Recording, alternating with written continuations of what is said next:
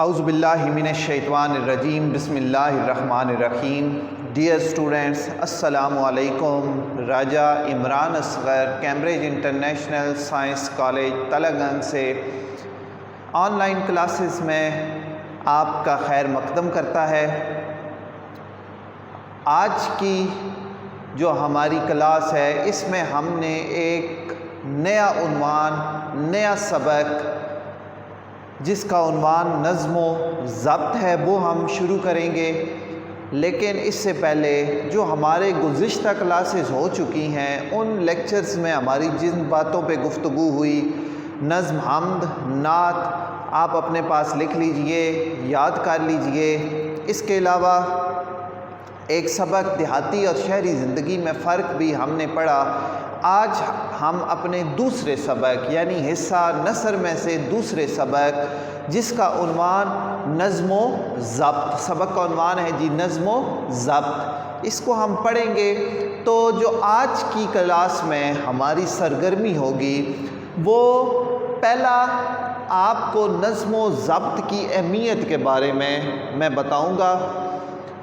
دوسرا، نظم و ضبط پر عمل کے فوائد کیا ہوتے ہیں، ان کے ثمرات ہمیں کیا حاصل ہو سکتے ہیں اگر ہم نظم و ضبط کو اپنی زندگی کا شعار بنا لیتے ہیں تو اس کا فائدہ ہمیں کیا ہوگا، اس کے بارے میں بھی آپ جان سکیں گے.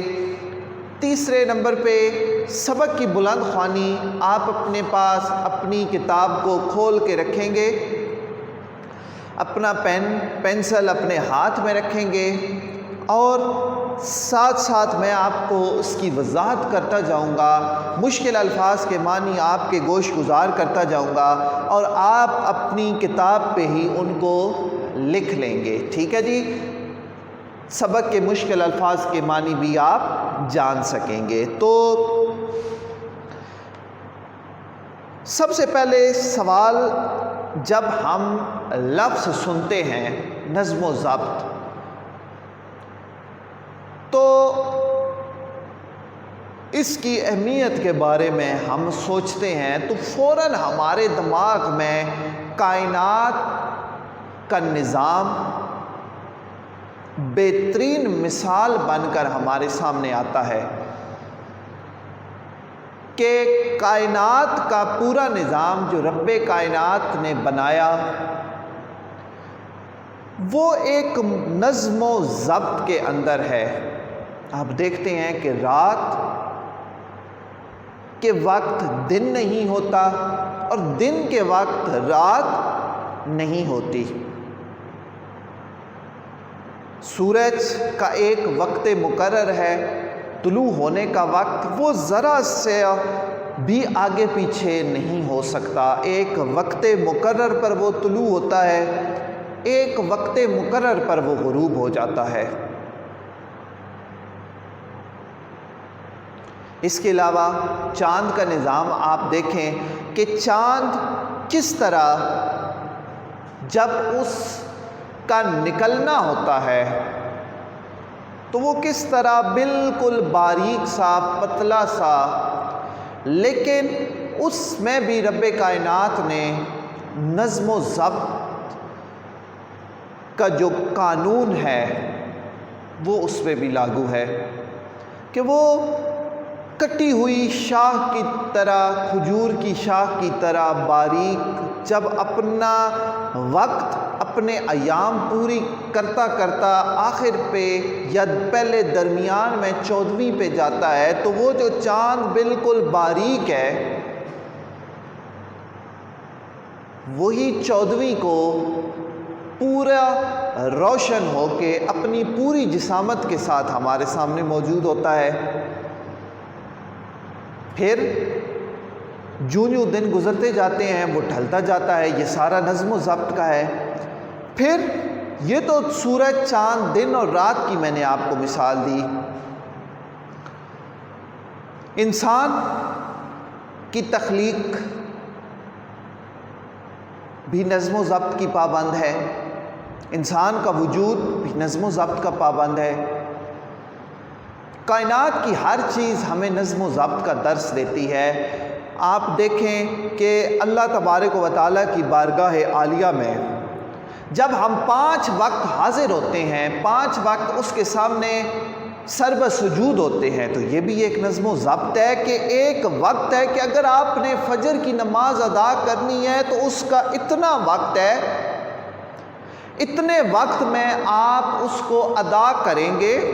اگر اس وقت کے بعد ختم ہو گیا، ڈھل گیا وقت، تو آپ کی نماز وہ ادا قضا ہوگی۔ یہ بھی نظم و ضبط کی پابندی ہے کہ اس کا ایک ایسا نظام کہ 5 وقت نظم و ضبط کے مطابق۔ پھر پرندوں کا نظام دیکھیں آپ، پرندے صبح ایک وقت کے مطابق جاگ جاتے ہیں، اپنے رزق کی تلاش میں نکلتے ہیں، شام کو آپ نے لوٹتے ہوئے پرندوں کو دیکھا ہوگا۔ یہ بھی اللہ کا نظام نظم و ضبط پہ چل رہا ہے۔ حتیٰ کہ ہر چیز پہ نظر دوڑائیں تو نظم و ضبط جو ہے وہ ہر چیز نے اپنا اوڑھنا بچھونا بنایا ہوا ہے۔ اس سے ان تمام مثالوں سے میں نے آپ کو واضح کر دی نظم و ضبط کی اہمیت کیا ہے، اس کی افادیت کیا ہے۔ ٹھیک ہے جی، کہ اہمیت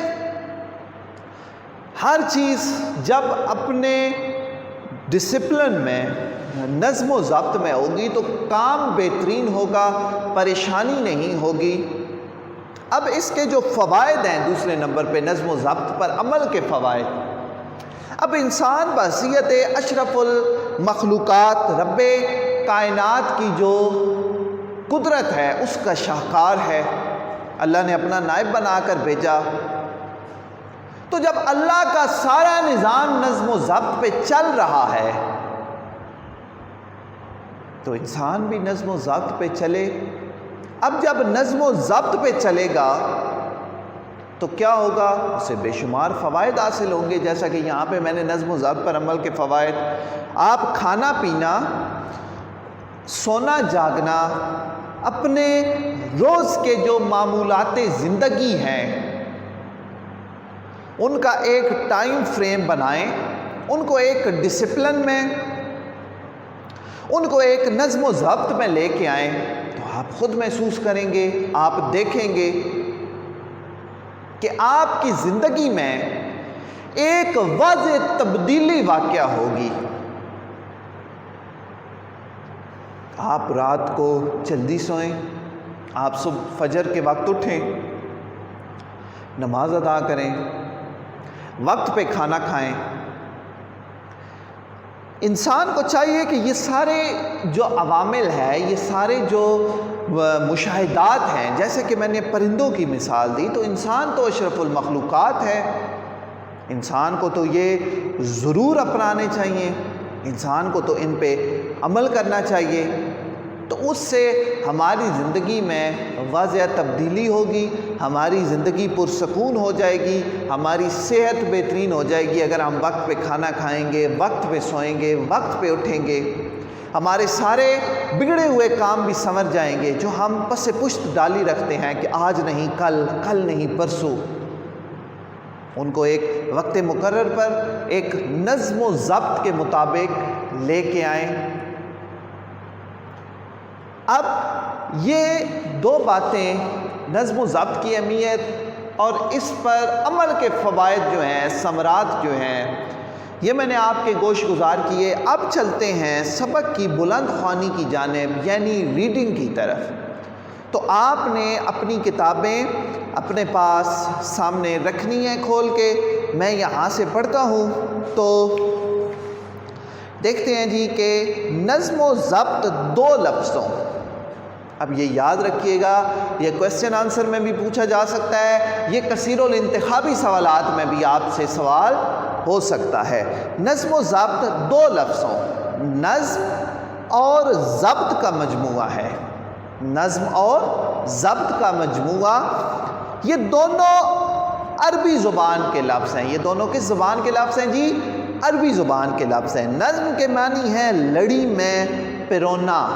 دیکھیں آپ پھولوں والی دکان پہ جائیں، آپ کے کسی دوست کی شادی ہے، آپ پھولوں والی دکان پہ جاتے ہیں، آپ کہتے ہیں مجھے ایک ہار بنا کے دیجئے پھولوں کا، تو وہ پھولوں کو دھاگے میں ایک لڑی میں پرو کے آپ کو ہار بنا کے دے گا، ٹھیک ہے جی۔ تو یہاں پہ اس مثال سے میں نے آپ کو واضح کیا کہ لڑی میں پرونے کا کیا مطلب ہے اور ترتیب دینا، جبکہ ضبط کے معنی ہے رکاوٹ۔ سنیے گا، نظم کے یہ دو لفظ دیکھیں ذرا ادھر سمجھیں، نظم و ضبط، یہ دو لفظ ہیں، دو الگ الگ لفظ ہیں۔ تو نظم کے معنی ہے ایک لڑی میں پرو دینا، اس کا کیا مطلب ہے جی؟ ایک لڑی میں پرو دینا یا پرونا، ٹھیک ہے جی۔ دوسرا لفظ ہے ضبط۔ اب ضبط کا کیا مطلب ہوگا جی؟ رکاوٹ۔ ضبط کا کیا مطلب ہے؟ رکاوٹ۔ جیسا کہ عام طور پہ ہم استعمال کرتے ہیں کہ اپنے غصے کو ضبط کرنے کی کوشش کرو، تو اس کا کیا مطلب ہے کہ اپنے غصے کو کنٹرول کرنے کی کوشش کرو۔ نظم کے معنی آپ کو سمجھ آئے، ضبط کے معنی رکاوٹ کے ہیں۔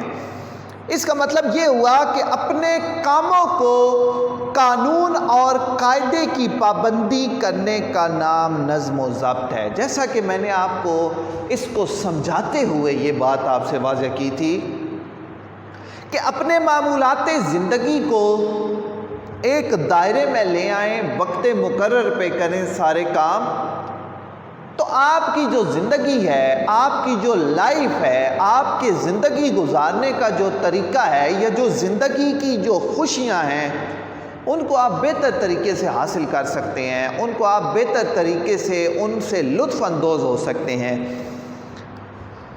ذاتی مفادات اور خواہشات کو روک کر، مفادات کا مطلب ہوتا ہے فوائد، اپنی صلاحیتوں کو کسی اعلیٰ نصب العین کسی اعلیٰ نظریے، کسی اعلیٰ سوچ کی طرف کی خاطر منظم کرنا نظم و ضبط کہلاتے ہیں۔ اپنے آپ کو منظم کر لیں، آپ اپنا ایک ٹارگٹ رکھیں، آپ اپنا ایک گول آپ کا ہو جو آپ نے اچیو کرنا ہے، جو آپ نے حاصل کرنا ہے۔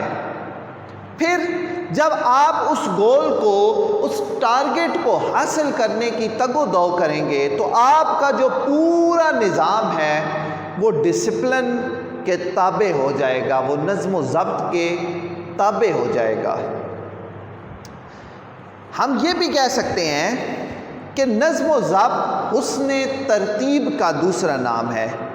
ترتیب کا کیا مطلب ہے کہ آپ، مثال دے کے میں آپ سے واضح کرتا ہوں کہ آپ اپنے گھر میں تمام چیزیں، آپ کے کمرے میں، آپ کے روم میں جو تمام چیزیں ہیں، ان کو اگر آپ بکھیر لیں، آپ کا کوئی دوست آیا آپ کے پاس، تو وہ آئے گا تو فوراً اس کے دماغ میں یہ بات جائے گی کہ یار یہ کتنا بد سلیقہ شخص ہے کہ ہر چیز بکھری ہوئی ہے۔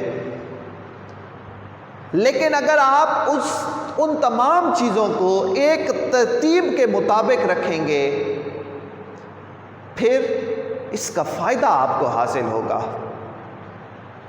اس کا ثمر آپ ہی کی ذات کو حاصل ہوگا کہ ایک تو تمام چیزیں ترتیب سے ہوں گی، دوسرا دیکھنے والا اچھے تاثرات کا اظہار کرے گا۔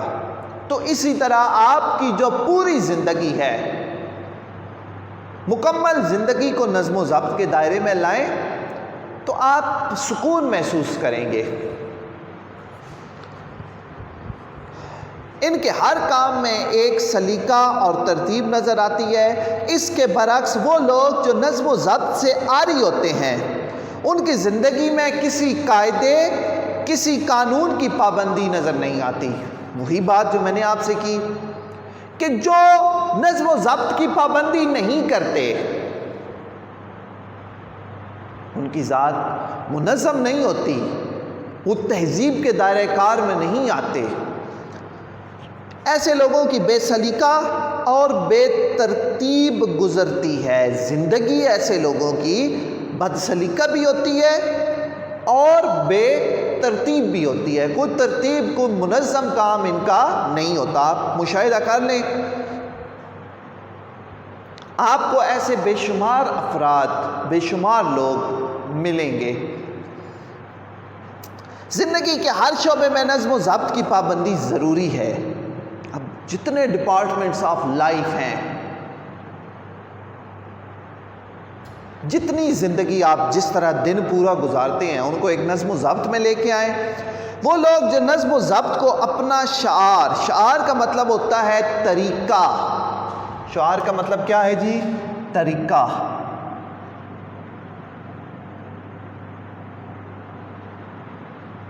شعار طریقہ بناتے ہیں، ان کی زندگی سکون سے گزرتی ہے، جبکہ نظم و ضبط کی پرواہ نہ کرنے والا بے سکونی اور انتشار کا نمونہ پیش کرتی ہے۔ انتشار کہتے ہیں افراتفری۔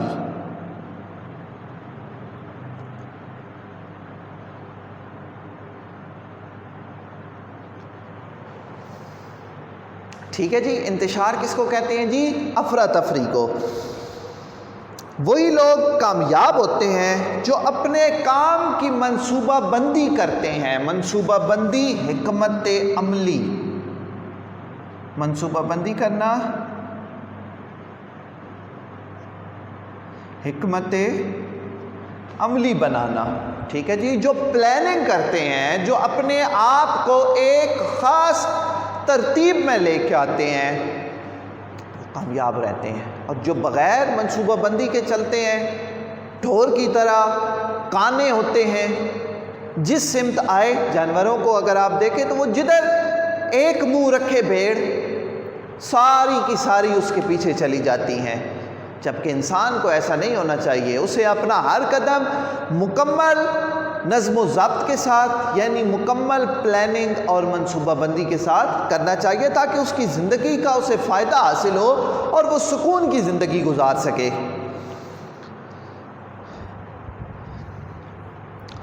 جو اپنے کام کی منصوبہ بندی کرتے ہیں اور وقت کو بہترین انداز میں صرف کرتے ہیں۔ صرف کرنا، گزارنا۔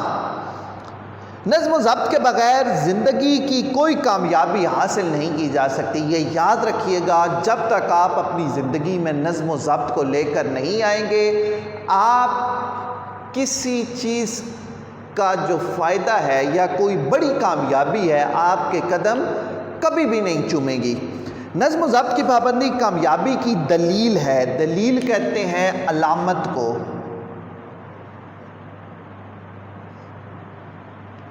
دلیل کہتے ہیں جی کہ نظم و ضبط جس کی زندگی میں جتنا زیادہ ہوگا، وہ شخص اتنا کامیاب ہوگا۔ اس کی کامیابی کی دلیل ہے نظم و ضبط۔